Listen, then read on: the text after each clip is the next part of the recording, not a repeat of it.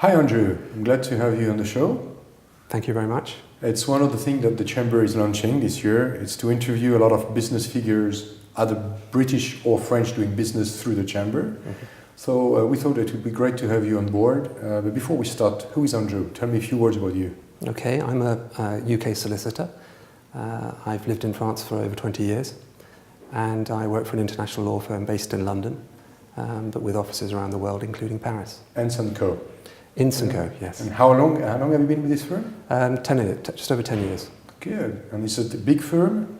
It's a medium-sized city law firm. We have about 300 lawyers worldwide, and we have a focus on certain business sectors, such as business and finance, aviation, energy, etc. Okay, so you have defined a list of industry by sectors, and you just master that domain, but you're not covering all the industries. No, we have a reputation and experience in shipping, in particular, and insurance. The firm was set up in 1870, so we're actually 3 years older than the Chamber, which was set up in 1873. Okay. And the focus right at the beginning was shipping, so we've held on to those core practice. So your relationship with clients is the paramount element of your success? Completely, because I think nowadays clients all expect a certain level of excellence in the law, which we can all provide. I think what differentiates us to some degree is that we look to really get to know the clients. We have many lawyers who spend time on secondment, or we have people who have worked in industry before becoming lawyers, and that allows us to get to know the client, because the client, if you don't understand the client's business, then you can't give them the advice that they need.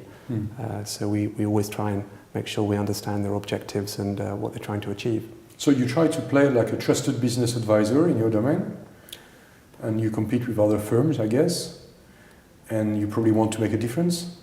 Yes, we have our clients range from very large multinational companies right down to private individuals. So we focus on our sectors of interest, and then we adapt to the request of the individual client. So what are your secret weapons, if you just mentioned two? The fact that we know our clients, we grow with our clients, we adapt with our clients.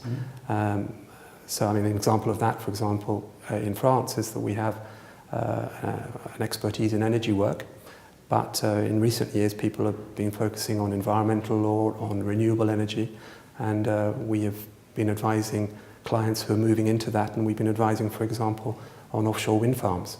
So that's growing with the client, adapting with the client, using the core expertise that we have, and then growing with the client. So you use the Chamber as a networking platform, I guess? We do. We work very closely with our London office.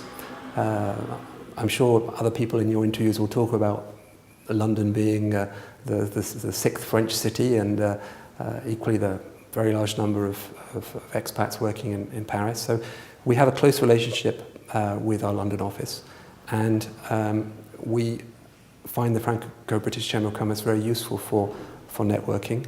I've been a member of the Chamber for roughly 20 years. I've been on the board for the last 5 or 6 years. And it provides us with an opportunity to network. It also allows us to give something back to the business community. We try and support new members, people coming in, wanting to know how to set up business in France or how to deal with the issues that arise. And I think it also allows us to be at the cutting edge of the issues that the business community is interested in. I'll give you an example of that, which is one thing that we often hear is our international clients who are interested in setting up in France will say, okay, but how do you set up a company? I've heard that it's really very difficult in France. Well, it used to be very difficult, but that's an area where France has made some improvements, and you can now incorporate companies online. There's a bit less red tape than there was. So, as simple as with Company House, probably? Almost as simple as Company House. I won't hide from you that there is a greater amount of bureaucracy and red tape in France, but there are some positive signs. In your position, you see a lot of differences between the business etiquette of the French and the British. Just to take a few anecdotes, anything that you can share with us on this show? I think on the litigation side, because we do quite a lot of dispute resolution, we have a very strong focus on resolving disputes and court cases, arbitration and so on in Paris. And I think it's interesting to see that the approach taken by a UK business to a dispute may not be the same as will be taken by a French one. We have clients that have trading relationships between the countries. Disputes inevitably arise, and then they want to know how to handle those disputes. I think in France there's a tendency to start a litigation process on the basis that you want to see at the end who is right and who is wrong.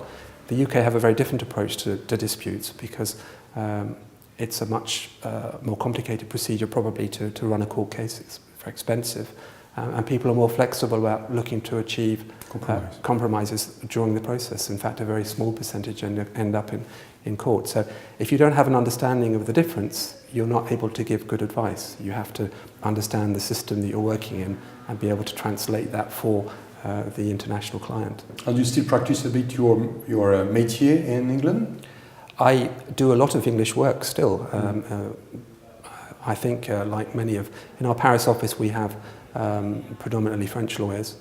I'm a French lawyer and an English lawyer, so I cover both systems.